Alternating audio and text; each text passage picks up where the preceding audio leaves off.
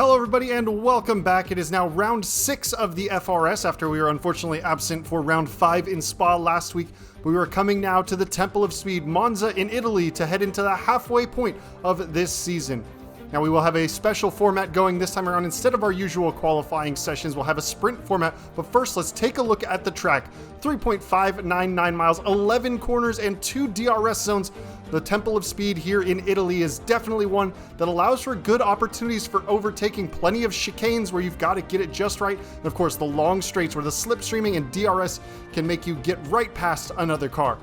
Now, of course, turn 1 and 2 into Monza here is definitely one of the most treacherous entry points of any racetrack, and with the sprint format, we're going to be seeing it 2 times around, and that is the Variante del Redifilio chicane. So a very tight right-left combination. After a fairly long run down into that first braking zone with the pack all tightened up is really an opportunity where you can be a hero or end your race coming into the big braking zone and the pack tightening up. So getting through without breaking your front wing is going to be critical, especially with the 2 starts you'll see in this sprint format. Now, it's not just the race starts where it's an action zone. Of course, once the race is underway, the long DRS zone down the front straight allows Hercules to get past Dennis the Great, but a little bit of a lockup allows Dennis to fight back coming into that second chicane, but Hercules is just able to have the measure of the Williams. Now, after Curva Grande, you head down to the next heavy braking zone, the Della Roggia chicane. As you can see, MJ, Poby, Frazier, and Silver Arrow all coming together as a big pack through that right-hander of Curva Grande. And now there is no DRS zone, but the slipstreaming allows you to get a good opportunity to send, but you have to be careful of the chicanes here and the curbing, as you see MJ Povey getting on that inside sausage curbing and causing a big incident coming around just last season in the PC division. And of course, after the second DRS zone comes the Variante Escari. The Escari chicane is a very fast, high-speed chicane. With the DRS, you do have an opportunity to come down the inside, but you really have to be committed, as we see both Enad and Oba Mendes working together to get the overtake done into that very fast chicane there without any kind of incident. You have to have totally willing partners to get through that one. Now, taking a look at the tires we have this week, you have the middle of the compound range, the C2, the C3, and the C4. You likely won't be seeing too much of the C2 this race unless there's an early safety car. You should be able to go C3 to C4 or C4 to C3 as a one-stop strategy around here, as the degradation is fairly low. Now we'll take a look after the Spa results there of the Xbox Division Championship standings. MJ Povey out in front with Habsway and Nick closing the gap to 71 points. QX Nemesis moving up the field as well as in third. Brenschel and Aston Martin teammate LC Fighter in 5th. Cumulus, we've dropped down to 6 after being 4th last week. And then you have Issei on 31 points with his teammate Johan just 1 point back. El Gloverino on P9 with 29 points and Pepmeister rounding out the top 10. Kem is in 11th place with 18 points of his own, and Cryptic, a rapid driver but having not had the rub of the luck so far this season, is in 12th, followed by another fairly unlucky driver this season, Voki. Statman Joey in his reserve role is up to 14th with 12 points, as Haas driver Midfalcon has 10 to their name. Stanier has 9, just ahead of Backwas Boys 6, and Cameron Slater is the last point-scoring driver on the grid, as we have Jinx, Boomtech, and DPT Paul yet to score so far this season. But with the combination of the strong results from Halfspan Nick and El Gloverino, Ferrari is leading the Constructors' Championship with 96 points over Aston Martin. Williams, on the strength of MJ Povey's results, is up now into 3rd place with 76 points, jumping ahead of AlphaTauri. McLaren rounds out the top half in 5th, followed up by Mercedes in 6th, who scored no points last week, with Quimbulus being the only driver typically on the grid for them. Haas is in 7th on 34 points, with a tight battle for the final 3 spots. Alfa Romeo, Alpine, and Red Bull on 19 and 18 points apiece. Very tight at the bottom of the grid there. But this week, we are going to have a sprint format. So instead of our normal qualifying session, we actually do a 25% distance race with a reverse championship order. And we'll get on to the formation lap here. And that reverse championship order after that 25% race will set the grid for the 50% distance race. So we will see how we can move up in that one and where people will filter out, as cars at the very back are going to be absolutely rapid, trying to fight their way through. There are points to be scored in the sprint event. Just like real life F1, you will have 3 points scored for the winner of the sprint event, 2 points for P2, and 1 point for 3rd place in the sprint. But most importantly is where it sets you on the grid for the final event. But we are coming around on the formation lap here as we have gotten the last bits, and we will see we are starting down in 11th of 17 cars. It was a bit of a benefit missing last week's race in Spa, although I feel we could have been on for a pretty good result there. We do drop a couple of positions in the standings from 4th down to 6th, so that actually moves us a couple of slots up ahead. But we've got Brenschel and LC Fighter just behind us on the grid. We're the only car on the soft tire around us. Everybody else opting to start for the medium to go to the reverse strategy. We opted for the softs just to get a little bit more launch off the line, try and carve out a good spot, as getting into turn 1 safely is so important here. 3-2-1 for the top 3 finishers, I think. As we're back now, the grid is forming up. We'll get the last few people loaded in, and we will wait for the lights as the tough run into turn 1 for the first time is about to start. 4, 5 red lights are up. And hold, and lights are out, and away we go. We see LC and Brenschel getting a decent start behind us on the grid, as we're pretty even with the cars ahead. Johan and El Gloverino, we're going to have to lift out fairly early to avoid any kind of incident, as that definitely backs up. A little contact between the AlphaTauri and the Red Bull as we slam on the brakes to avoid heavy contact with El Gloverino. There's a tiny bit of a touch on the rear of him, and we actually end up losing a position, but checking the damage there, luckily able to avoid any kind of damage on the front wing, which would have been absolutely crucial in this sprint format. Only 13 laps in this first sprint race, so it's just all about trying to keep the car safe, as there's a McLaren off the road up ahead of us. That is Stanier, who's gone into the gravel, so we are back up into 11th place, and now all over the back of El Gloverino. MJ Povey has had a good start from the back of the grid there, up into 9th, has found a little bit of daylight to launch through. And here we are coming out of the Lesmo corners for the first time and down into the Ascari chicane. So using a fair bit of overtake just to keep up. We do need to kind of make hay while the sun is shining on these soft compounded tires. We're going to have extra grip compared to the cars ahead, and El Gloverino getting a pretty slow exit and run through the middle of the Ascari chicane. So now overtake is on. We're ducking into the slipstream, trying to use as much of that toe as we can, pulling out very late and down the inside. And we're going to get on the brakes a little early, but he's going to go a little bit deeper, so that's going to allow us to really hook up the tires and get that drive out of the corner. And we are up now into 10th place overall, still less than a second behind MJ Povey ahead, and using that extra overtake made for that straight line speed just to try and close up that gap as much as we can early on. Now we see a couple of cars coming together through the first chicane there. That is an AlphaTauri of Johan sideways and yellow flag in that zone. That causes a couple cars in front of us to check up. So we are up one position because of that spinning AlphaTauri. But now MJ Povey having a look to the inside of Kem, down the inside of the Red Bull. Kem, the defending Division 2 champion, making the move up after last season for Season 4 now. And MJ Povey is clear into the Del Roja chicane, and Kem, a very slow run getting onto the gravel, but we tuck our nose in.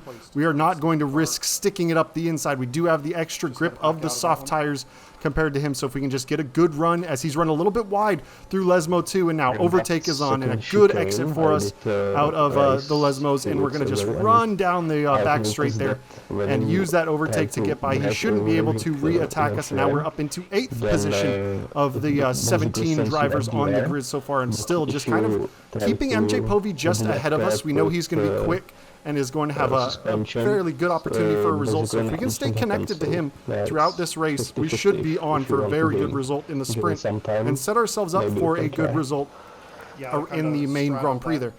Of course, in Season 2, we came on the podium here just behind MJ Povey as we were driving for Williams that season, and it was a Williams 1-2, but a couple of cars already coming into the pits early to get off of those medium tires. You can basically run the softs for the entire distance of the race. And it's just about trying to find a good window to optimize both tires, and some drivers opting to start on the medium tires, pit very early on those softs in this sprint event, and go ahead and run those to the very end of the race. We are going to use the softs early on and then come back in, but we're up now 6th position overall, and with that clean air in front of us, we set a purple first sector, getting kind of released from the cars behind us. So the soft tires still plenty of grip to give us. We've run a little bit wide through Lesmo 2, so that understeer hurting us. But we're going to jump ahead now, lap 6 of 13 here. So just about the halfway point. We've got some yellow flags in the area, but we are up into 4th place now overall with a couple of cars pitting ahead of us. And we have Cameron Slater, Mid-Falcon out ahead, a couple of seconds to make up the gap. Hapster and Nick about 5 seconds back of us. So we are in clean air here, and we are looking to be making that pit stop very, very soon. So we were looking to see potentially to avoid an undercut from Nick. So we have stayed out. We were going to come in the next lap. We were able to jump mid-Falcon in the pits, but Nick also jumping into the pits. So with that 4-second gap, he's going to have the opportunity to attempt to make up a little bit of that time on the undercut, and then he will also be on the quicker compounded tire. He will be on the softs versus us on the mediums at the end. So it was a potential strategy blunder to stay out just one lap too long on the soft tires, but our pace was very good on those softs. As you can see, Cryptic carrying that fastest lap of the race now, only 15 seconds behind us, should have plenty of opportunity to jump us once we get into the pits. And same with mid-Falcon, just around 22 seconds or so lost in the pit lane. So that's going to be kind of the delta we're going to be shooting for. We're going to try and open up as much of a gap as we can to mid-Falcon before we come in to pit this lap. But we see up ahead, Backwash Boy, who's 7.4 seconds ahead of us, has a 6 seconds worth of time penalties from those track limits. And that is something I haven't mentioned just yet, but the track limits are very critical here around Monza, as you can gain a lot of time by just taking as much liberty with those track limits as you can, but by running right up against those edges, that's where you risk those track limits warnings. Now we are down very low on the battery power, only 3% left in there before we recharge a tiny bit. We're burning pretty much all that we could for the best in-lap that we could. We're going to gain back about 40% of it or so in the pit lane as we're trundling down. It'll just, the motor running will charge the battery that edge of the wall a little bit there, and we were a little bit late getting on the brakes, but still able to slow it down and avoid a speeding and the pit lane penalty. But a 2.6 second pit stop, away we go. Cameron Slater and Backwash Boy both jumping into the pits. Cameron Slater picking up a 5-second time penalty out ahead of us, likely speeding into the pit lane there. But we'll see where we filter out. 8th at the moment, getting on the throttle. Another car coming through. That is LC Fighter, who's on the soft compound of tires, and we are down to 9th place overall. But there's a couple cars sideways. We have LC Fighter, we have Jinx all off the track in front of us, and that is going to gain us a position there, and also put Falcon on the back foot, and he's also reset to track now. Jumping ahead, lap 9 of 13. Mid-Falcon letting LC Fighter through into Parabolica. The last corner, his Nemesis is sideways, and we nearly crash into. Luckily, he was ghosted. That was definitely a surprise, but Mid-Falcon lifting off before Parabolica to get the DRS on LC Fighter, letting him through, but we have DRS as well, and we're going to close up, pulling to the inside a little bit early, but we are just going to settle in and let them kind of duel it out as LC Fighter goes very wide through the first part of the chicane. We have a little look to the outside, but back out, avoid getting our nose chopped off and push to the edge. We would have no claim to any spot on that track there around the outside. But we're going to jump ahead a couple of more laps now. LC Fighter and Mid-Falcon still fighting away in front of us as we're in 7th on lap 11 of 13, and they are scrapping away in front, and just ahead of them is some more scrapping away. But now LC Fighter over the curb and get a bit of a bad launch through there as we are onto the curves and trying to get the throttle down. We're able to go through as he took a bit of a bad line through there, and now we're closing on Mid-Falcon. He's going to have a little bit of a look to defend the inside. We're just going to lift. We're not going to make an attack. We're going to try and hold position now up into 6th place, as there's been only one DNF so far in this sprint. That is Kem, who was out early and will be starting the main Grand Prix from the back of the grid. But now up into 6th place, a very good position for us after starting in 11th. We're just going to continue to see if we can push on over the next 2 laps. We do have DRS on Mid-Falcon, so we should have an opportunity to pass him before the down the start finish straight. But also Backwash Boy has that 6 seconds of time penalties and only 2.4 seconds ahead, but it doesn't matter because there he is off on the exit of Ascari there into the barriers, and now we are moving up to see Cameron Slater 2.4 seconds ahead, but with a 5-second time penalty. Mid-Falcon once again backing off before the DRS detection zone. That time getting into the back of us as we're braking as he tried to tuck back into the slipstream there. We'll see if that's helped him, hurt him with any kind of wing damage, but he lifting off to allow us to pass so that he would have the DRS on us, and now you can see him closing. We're burning all of our ERS to try and defend, and now hard on the brakes into the first chicane. He's going to go to the inside. It'll give us the inside for the second part of the chicane. Try and leave some spaces. A little bit of wheel banging coming on the exit there, and now LC Fighter's got a bit of a run, and here we are 3 wide coming through Curva Grande, just trying to hold our ground. LC Fighter's got his space around the outside and the momentum, as Mid-Falcon is also just right on the outside, not going to give us space to really get to the ideal racing line, as we have to try and just time our braking zone just right through there, as there's a wing damage coming across there. We see somebody's wing bust up, but we managed to get through the De La Roja chicane here with only 1.5 laps left to go, just behind LC Surely Fighter, he's got and wing damage if we can going jump into that. ahead of LC Fighter, we could find ourselves in the podium positions as Cameron Slater is carrying that 5-second penalty and is not getting away from us. Now, LC Fighter does have the slightly quicker tires, but there's really only one major overtaking opportunity left, and that is down into turn 1 as he's run a little bit wide coming out of Ascari. Don't think he picked up a track limits warning for that one. But as he was out through Ascari, now we are going to stay right behind him, get that DRS detection point into Parabolic, and now just try and get as good of a launch as we can. Use as much of the track to accelerate. And we have very little battery left, but we're going to use everything we have. And here we go. DRS flips up. You can see the light flashing on the back of his car, which means his battery is running very low. Now Slipstream, we're going to try and move to the inside. We're going to get on the brakes and see if we can't break a little bit of a lockup on those medium tires. Now swinging it around the outside and now trying to get the throttle down. He should have a little extra grip on those soft tires, but we have the line.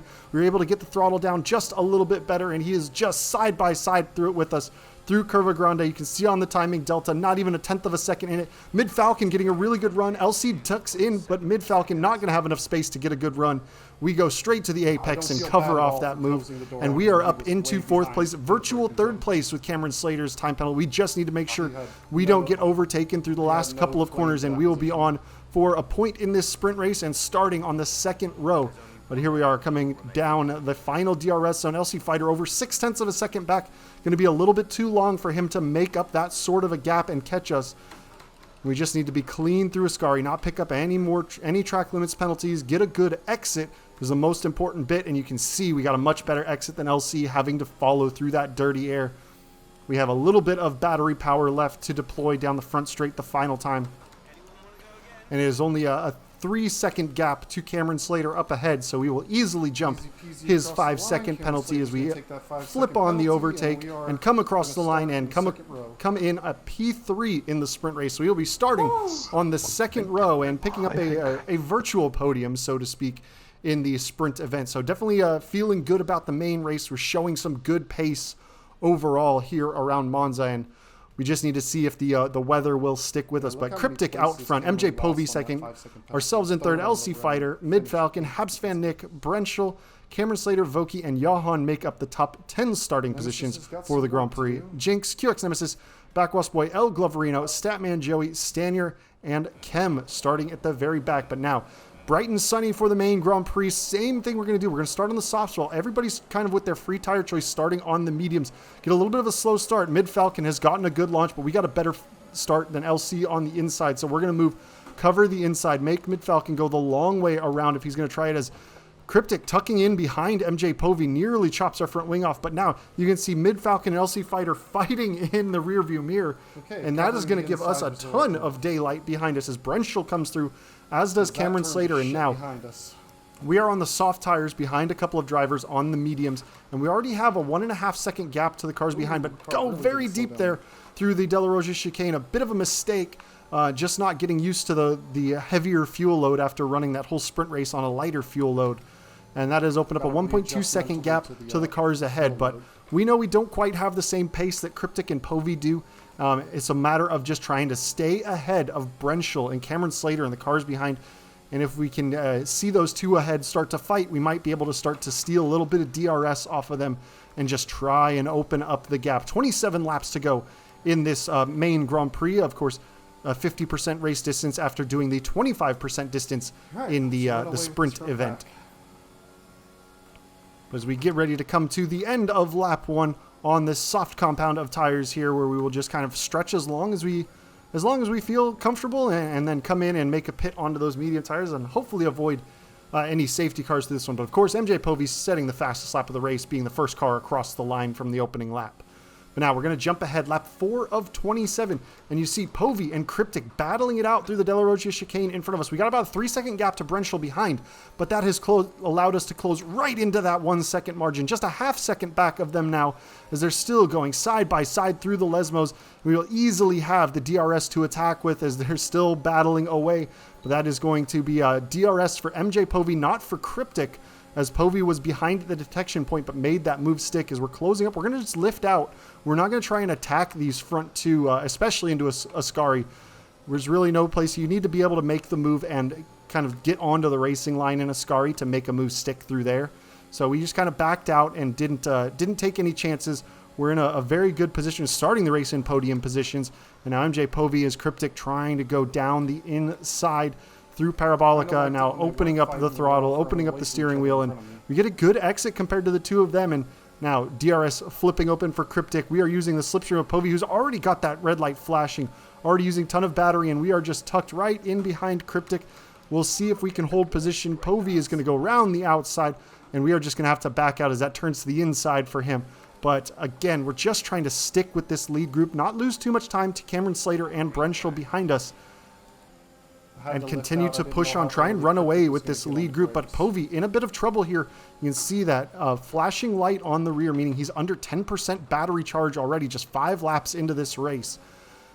Whereas we have about 50% battery in our pack, so plenty of overtake available for us to use. And of course, we're still on the bit grippier tires and can carry a little bit more speed through some of the apexes. But oh, Cryptic making a mistake on the exit of Lesmo 2. Povey backing out. We get a better run, and there we are with the DRS open, able to just take the lead off of MJ Povey.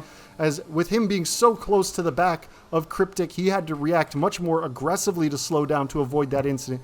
We were able to carry the momentum. Luckily, the yellow flags didn't wave, so we weren't required to hand that position back. I was ready to do so if that was the case, but it would have been much more dangerous just to slam on the brakes. But here we are coming through the final corner on lap 5 here, and we are leading the Italian Grand Prix rather unexpectedly. But the fighting that those two had just ahead eventually ended up being too much for Cameron, as he is into the barriers and is going to be taking a trip to replace Furman. I think he was able to still keep going as Povey closes with DRS, but not close enough to make a move on us into turn 1 and 2, as we have a little bit of an understeer moment coming through the second part of the Rettifilio chicane at the start, but not enough to really let Povey get a run. Now, we're not expecting to stay out in front of Povey for very long. We're going to try and work with him, as Cameron Slater is 2.7 seconds back, just to try and build as much of a gap as we possibly can to that trailing pack of cars.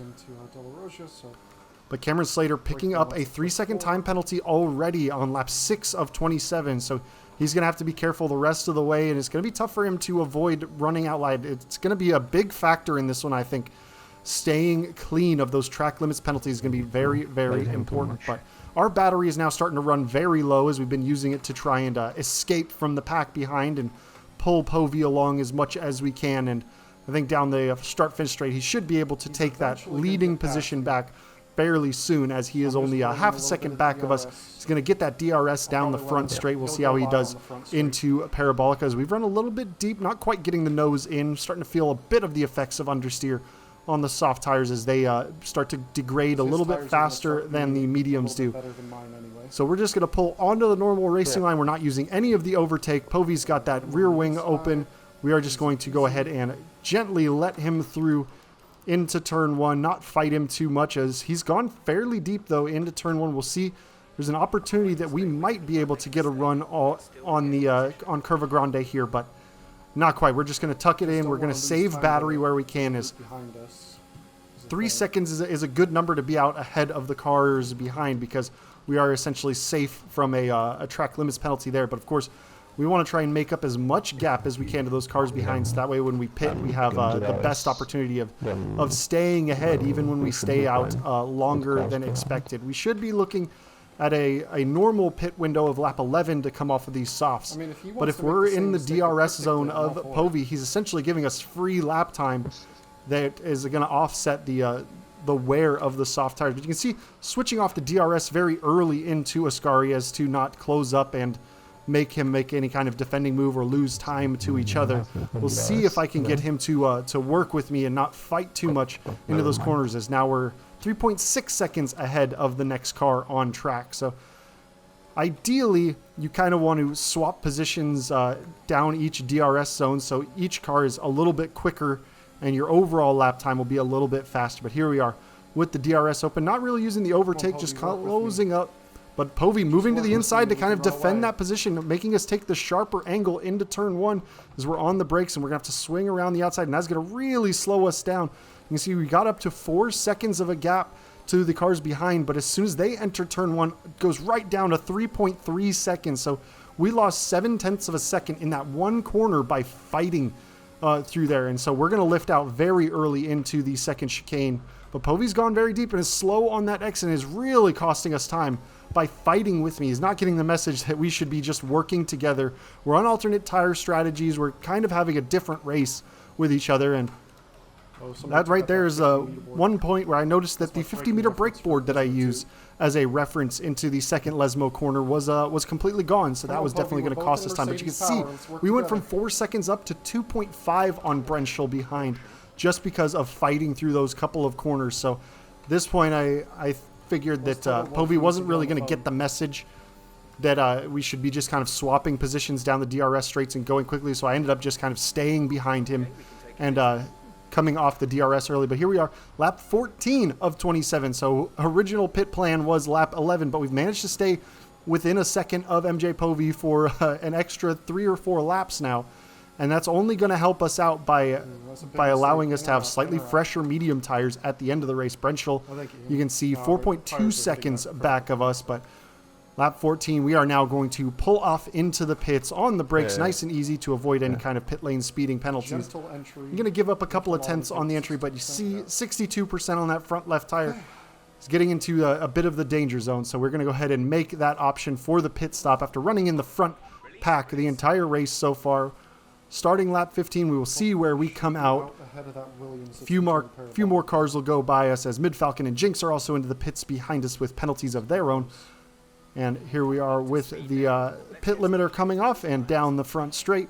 And we're coming back out in 5th place overall. Now, important thing to note was on the original pit stop plan, our expected time to come out, our expected position we were going to exit the pits in was going to be 11th if we had come in on lap 11. Now, by staying out those few extra laps, other cars pitted, and we also just made up a little time on the gaps as well. And we were able to come back out in 5th position overall, well within the pit window of both of the Ferraris. Habs Van Nick and El Gloverino just ahead, 7 and 16 seconds respectively. But with only 12 laps left to go in this race, it's just a matter of turning in good lap times on these medium tires and avoiding any kind of incidents that we saw Cryptic have at the beginning. And just continue to try and run away. Voki just there picking up a 3-second time penalty in P6 behind us on the same tires, so could have been a little bit quicker on raw overall pace, but is definitely going to harm him. And now we are going to have to keep an eye out for some of the drivers that started on the medium tires and are making that switch onto the soft tires and are going to be much more rapid at the tail end of the race with those grippier tires on those lower fuel compounds. So we're just going to have to see whether they come with penalties or not, or if they're going to be closing us up. But you can see Povey, Habs Van Nick into the pit lane as well, getting onto the soft tires.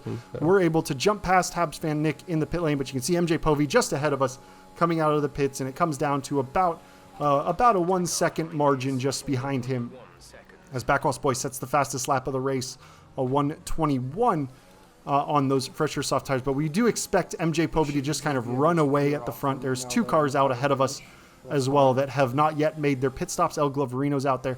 But now we're going to jump ahead, lap 20 of 27. We're up into 2nd place overall, and you can see on the timing tower now, Brenschel, QX Nemesis, both on those soft tires have closed to within a second and a half of us, but are carrying 3 and 6 seconds of track limits penalties respectively. So it's going to be a matter of trying to keep them behind as much as we can, and then when they do make the overtake, to just stay within the gap. But a safety car is out, as Statman Joey retired from this race, and now the field is going to get bunched right up before the end of this one. So now those cars that were chasing us down are going to be right on our tail. The only trade-off and benefit is that depending on how long the safety car stays out and the 3 laps that we're going to get before DRS is re-enabled, we do have an opportunity to defend the position. But we are going to be restarting on this lap here as Povey is leading the field. We have the lapped car of LC Fighter in front of us as lap 24 is what we will be on. So we prepare to resume racing. And there he goes. His power is down. We get a very slow jump waiting for LC Fighter to go off.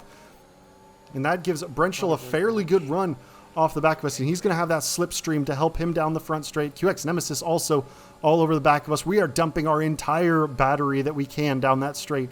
And we are able to stay in front into the braking zone. A little bit of a tap from Brenschel getting into the braking zone there as those soft tires allow him to brake a little bit later than the medium tires. But we have a snap of oversteer coming through the getting on the power there and now through Curva Grande, but looks like Brenschel had a bit of an issue too, because otherwise he would have had a massive run on us and could have easily made that overtake, but we were able to stay just ahead. And of course, LC Fighter, being a lap down, is getting those blue flags, but he's on the soft compounded tires and should be able to open up a gap to us to not be required to let the field through, and instead is able to just run off with MJ Povey. MJ Povey already 2.6 seconds out ahead, so his soft tires really doing well for him. But so our entire goal for the podium is to keep Brenschel and QX Nemesis behind us as much as we can over these final 3 laps or so. They should only get DRS down on the final 2 laps of the race, lap 26 and 27. So only 3 DRS straights to make the move for those 2 cars. But here comes Brenschel looking to the inside into Parabolica, but not quite enough room. We have gone a little bit deep and that has compromised our entry, but we seem to get the throttle down fairly decently. And again, once again, dumping the battery. We used everything that we could on that last lap according to the rules. We used our entire deployment, and now we're going to use a little bit more now that we've crossed the start-finish line, but only a quarter of a second separates Brenschel and ourselves, a half a second all the way back to QX Nemesis.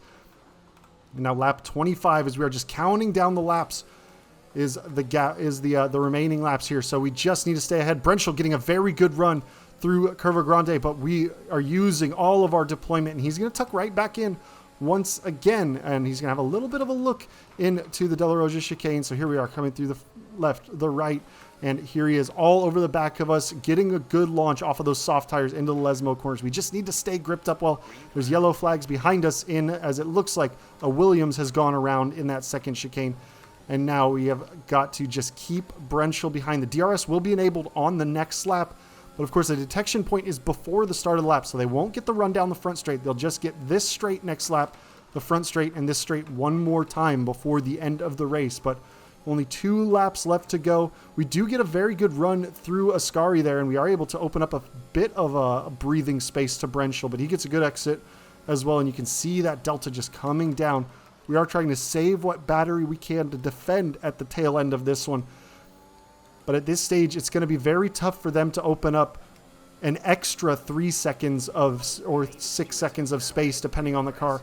So we are in a very good spot right now, as Povey is only 2.5 seconds out ahead of us. So into turn 1, once again, Brenschel well behind. We take it nice and easy that time through. He is going to close right up to the back of us, but we are going to get the power down, and it is just a matter, you can see us burning all of the battery over these last few laps to keep them behind, as it was just a matter of racing as hard as we could to the checkered flag here.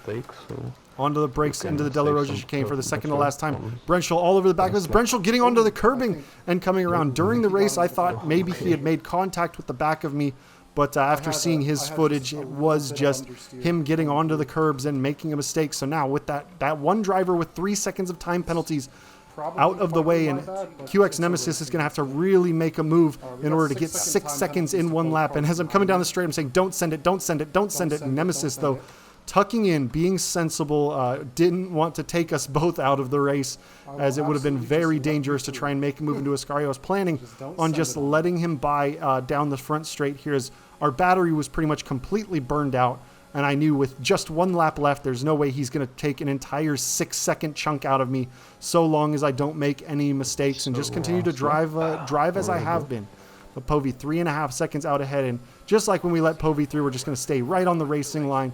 He's going to use the DRS, go right past us, and should easily be by into the braking zone. We're going to lift off a little bit early, get on the brakes, and make sure that we are well clear into the braking zone, making sure not to make any mistakes on throttle here.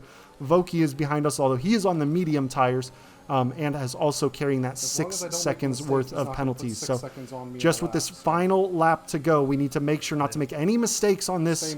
No spins, nothing going wrong. Monza has occasionally produced the odd error from me into Ascari where I've missed a braking point and gone over the gravel and had big issues. But this time we're just trying to keep it nice and cozy. We don't have to push very hard as we're still within the DRS range of him down this last straight. So we'll get that plenty of straight line speed. There's no way he's going to make 6 seconds up with only 4 corners left to go in this one.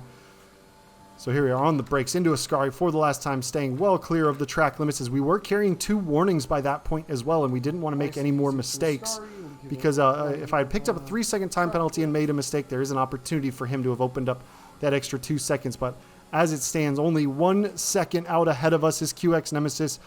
MJ Povey about 4.5 seconds up the road, but Nemesis is not going to have enough of a gap to stay ahead on that, and we are going to pick up our second podium of the season, this time in Monza, as we did in Silverstone, and we did it on fantastic pace in both the sprint and the main Grand Prix. So it feels real good to be back on the podium once again. It's the second time we've had a 1-2 with MJ Povey in our career. The other time, of course, being season 2, when we were both at Williams, the season that we took that Constructors' Championship, and Povey taking his first Drivers' Championship.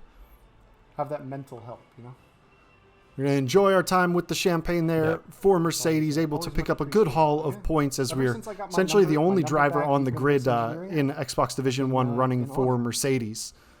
But the final race order, you have MJ Povey, ourselves, Habs fan Nick staying clean, able to jump Nemesis, Voki, and Brenschel all on the screen there, from 6th on the road to 3rd overall, taking his second podium, or his 4th podium rather, of the season, 2nd in a row as he picked up a podium in Spa.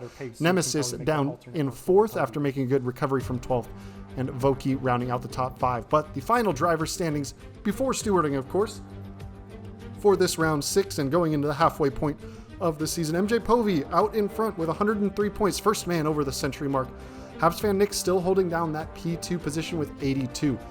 Nemesis has 64 to his name, as we have 54 in our pocket. Then you have LC Fighter on 38 points, followed by El Gloverino with 35.